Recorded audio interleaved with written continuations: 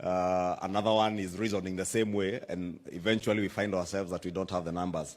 And it's unfortunate. Last week, I have to report here, Your Excellency, on Thursday afternoon, the other side were more than us in the House. In fact, at one point, the leader of minority approached me to close debate on the affordable housing bill. Of course, knowing that if we closed at that point, they had the numbers. But we should be able to conclude that business tomorrow. Hopefully, on Wednesday afternoon, we get into third reading. Again, during third reading, we will be asking all of you to be present so that we're able to conclude with that debate and be able to process the bill forward to the Senate so that they're able to advertise it by Friday, do their public participation, and we get a new affordable housing bill before the next payroll. And usually many corporations, both private and public, process their payrolls after the 15th of the month. So we hope by the 15th of March, Your Excellency, you will have processed, you will have assented to the new affordable housing bill. We also have regulations. I know CS Nakumisha has been working very hard, taken the health laws regulations through public participation, and we expect that will also be coming before the House, both houses this time. We also have a number of bills that are in the Senate, especially touching on agriculture, critical bills, and I know the Honorable Aaron Cheruiyot will be speaking to some of those. Your Excellency, in conclusion, let me take this opportunity to also thank members of our cabinet who have been very diligent. I know there are many cabinet secretaries who have not had time to come before the House with the amended standing orders to answer to questions and statements. At times, because many of the questions that will be processed will touch on a few critical areas: energy, education. I know CS Machogu has been there quite a number of times, roads, and of course, security. I know CS Kindiki has also been there quite a number of times. There also have been issues to do with human-wildlife conflicts, and those, the ministers in charge of tourism have also had an opportunity. There are many others who have not had an opportunity. We are making efforts to make sure that you find an opportunity.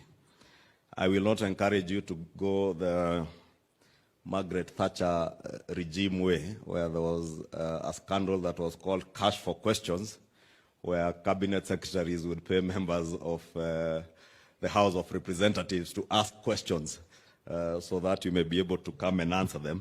But we, in the leadership, will make sure that whenever there is a question that touches on any of your departments, for those cabinet secretaries who have not had the opportunity to appear before the House, to be able to prioritize those particular ministries to come before the House. Lastly, is to request our cabinet secretaries, every time you find an opportunity to come and answer to a question or to a statement requested by a member of parliament, please take that time as also an opportunity to espouse on government policy. And maybe, for instance, I don't know, CS Eliud Owalo has not been there, for instance.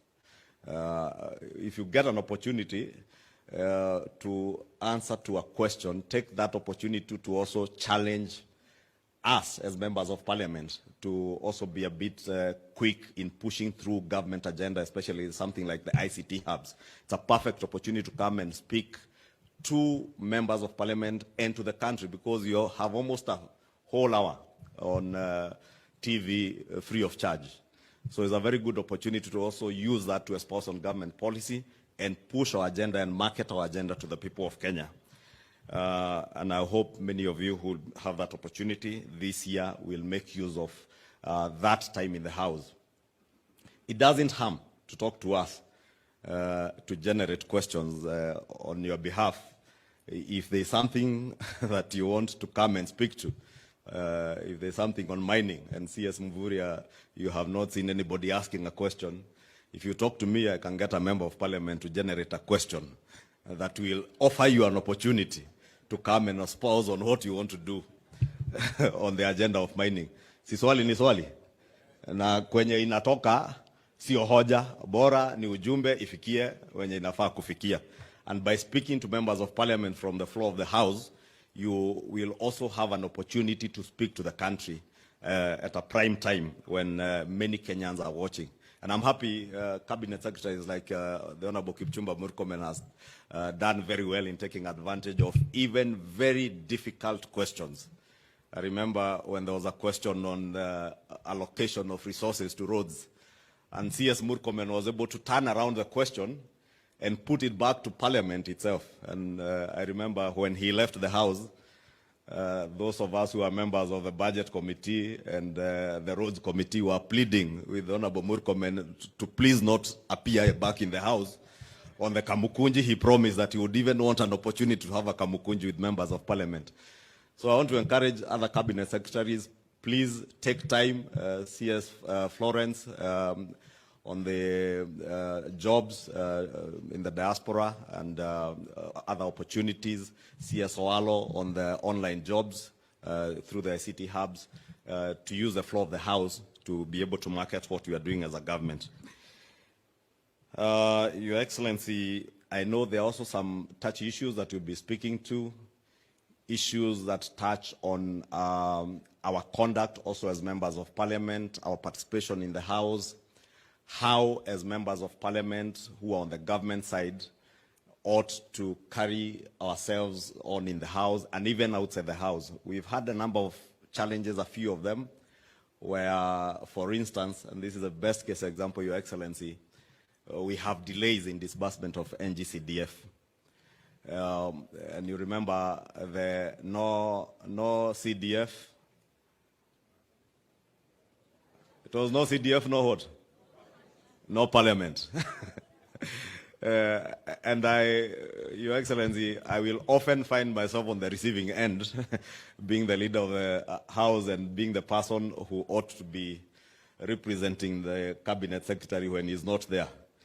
And you can imagine the situation I find myself in when we have our own members who are leading in the process of no CDF, no Parliament, and they're behind me. And across, on the other side of the floor, there's a whole brigade of our colleagues from the minority side in the same chorus. So we need to socialize ourselves now that there is no other government other than ourselves. On the floor of Parliament, there is no government. It is us who are government on the floor of the House. And therefore, even when there's an agenda that is not pro-government per se, or where we think government in a way has slackened, possibly, and I gave the case example of NGCDF because it also touches on me. And you see the way I also struggle when I'm speaking to say I don't speak for any cabinet secretary, including Professor Ndung'u. I speak as a representative of the people of Kikuyu today on NGCDF. But we do so with caution so that we also do not in any way incite the House not to carry on with business. Case example, members are signing signatures to impeach a cabinet secretary on account of non-disbursement of NGCDF. And you find a member of Kenya Kwanza signing to impeach a cabinet secretary on non-disbursement of NGCDF. And it is within our right. But I just want to say, Your Excellency and honorable members, it is in our right to oversight these cabinet secretaries, but also to appreciate that all the challenges that we face as a country and as a government, there are no other leaders that we are looking up to resolve those challenges. We must be part of the solution. And I know we have had challenges with exchequer releases. We have really harassed CS Ndung'u and PS Kipto on NGCDF. But I just pleading for some understanding.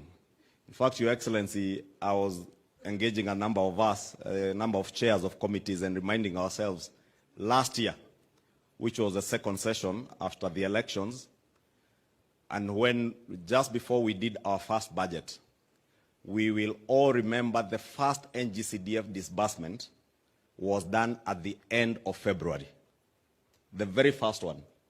And by June 30th, Your Excellency, 100% of our NGCDF disbursement had been done. For the first time since I joined Parliament in 2013, it was the first time that we had NGCDF being disbursed 100%. This time, we have had the same challenges, Your Excellency. The first disbursement of NGCDF was done early January, 10 billion shillings, and the CS National Treasury has committed to a disbursement of 10 billion shillings every month to ensure that by the end of the financial year again, we have 100% disbursement of NGCDF.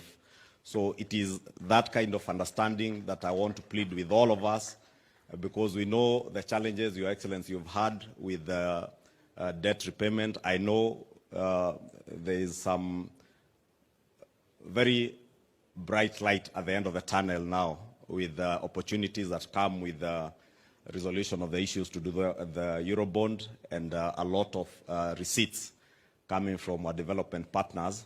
The exchequer releases will be more efficient than they have been. And these challenges, Your Excellency, are not just in Parliament, and that's why I thought it was fair that I raise this matter here, because I know these members of Parliament also have a lot of pressure, including myself, from our constituents when NGCDF disbursements are late and children are waiting for bursaries. But we must also not forget that the first disbursements that were done, I think, to the Ministry of Education touched on capitation to our schools. And without the capitation, you can imagine the situation would only get worse. And therefore, it's more important, even as we fight for our disbursements for NGCDF, to also be cognizant of all the other competing challenges. And I say this because I have been chair of the Budget and Appropriations Committee in the last Parliament.